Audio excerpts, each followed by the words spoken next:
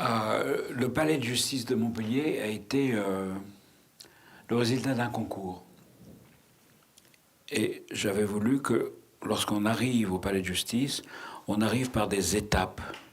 C'est-à-dire qu'on n'est pas tout de suite face à une entrée solennelle comme ça, mais on est accueilli. Donc il y a une petite fontaine. Le bassin d'eau me paraît important, parce que c'est un endroit où les gens peuvent s'asseoir, être un peu en attente. Parce qu'il faut imaginer qu'on vient là parce que peut-être son enfant a fait une bêtise. On peut venir là aussi parce qu'on est en train de divorcer. Donc on rencontre son avocat, elle rencontre son avocat ou inversement. Donc je voulais avoir que ce ne soit pas comme ça contraignant.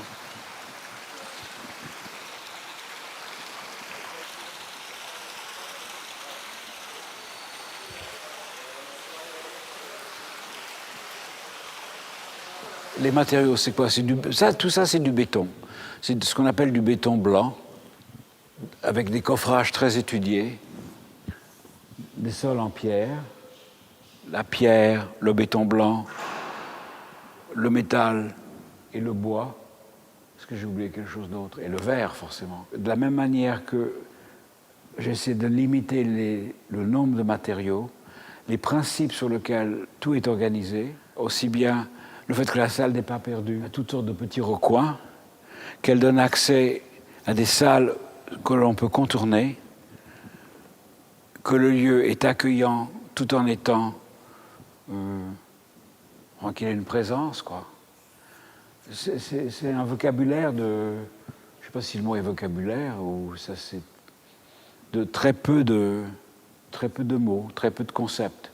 La structure est évidente. C'est des colonnes qui tiennent des poutres, qui forment les salles d'audience. Et au-dessus on voit par la verrière, c'est un cercle qui amène de la lumière dans la salle d'audience, et elle est à l'endroit où la personne qui est jugée, il a au-dessus de lui ça. Je crois que la chose que j'ai dessinée tout d'abord, c'est ça. Ces puits de lumière ont le rôle lorsque je suis dans la salle, je suis témoin, non pas témoin, enfin je suis en train d'être jugé, quoi. Et là, ce sont les juges, et là, ce serait des gens qui viennent écouter. Il y a ce puits de lumière qui amène cette lumière de l'extérieur, qui est comme un témoin.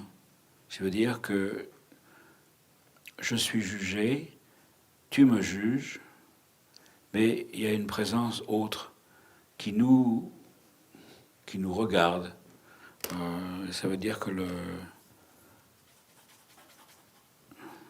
ce n'est pas simplement la relation entre le juge et nous. Ça me paraît très important. Il y a d'autres témoins, quoi. J'avais cette notion que les salles d'audience, on peut marcher autour. C'est-à-dire que quand tu rentres dans la salle d'audience, contrairement au palais de justice ancien, qui existe à Montpellier, tu rentres dans une salle, comme ça, et tu ne sais pas très bien où ça va. Donc j'étais très conscient du fait que on doit pouvoir contourner ces salles pour se rendre compte que la personne qui rentre là, il faut bien qu'il en sorte. Il ne va pas être englouti dans quelque chose qu'on ne connaît pas où ça va. Donc peut-être c'est mon fantasme, que on serait pris comme ça et on ne peut plus s'en sortir. Il y a beaucoup de bois. Mais moi, j'étais très conscient d'essayer de voir comment on peut adoucir. C'est comme tout le bâtiment, qui a une certaine rigueur, une certaine, excusez-moi le mot, mais douceur, une certaine présence de choses extérieures, qui est en même temps sérieux, parce qu'on ne vient pas là pour rigoler. C'est sévère, hein, les gens qui rentrent là sont sur des peines... ils ont vraiment déconné, quoi. On va le dire autrement. Et en même temps, il y a des choses qui sont, oui, du côté humain, du côté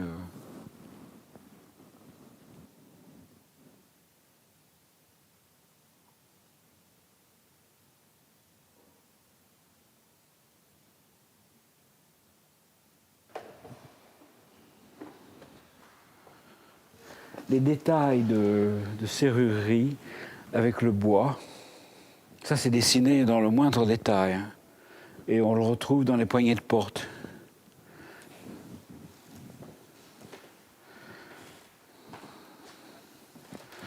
Et qu'il y ait deux éléments au lieu d'un, et que ces deux éléments tiennent ceci. Dans un langage d'architecte, on dit que c'est articulé. Mais c'est de nouveau d'essayer de séparer les choses les unes des autres. C'est une sorte de défibrage d'éléments qui sont après recomposés.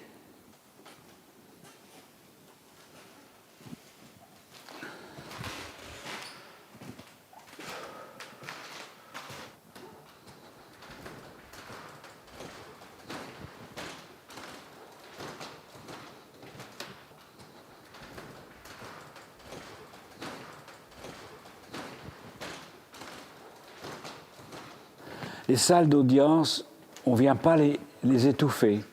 Enfin, on vient près, mais on ne les touche pas. Les caissons là-haut, ça s'appelle des caissons, c'est ces grands rectangles. Les coins sont arrondis. Il y a beaucoup d'intersections de surfaces rondes avec des surfaces rectilignes. Ce dialogue entre une forme stricte et une forme plus libre, plus subtile, d'une certaine manière, il y a un peu un discours amoureux dans tout ça, entre des formes qui se complètent.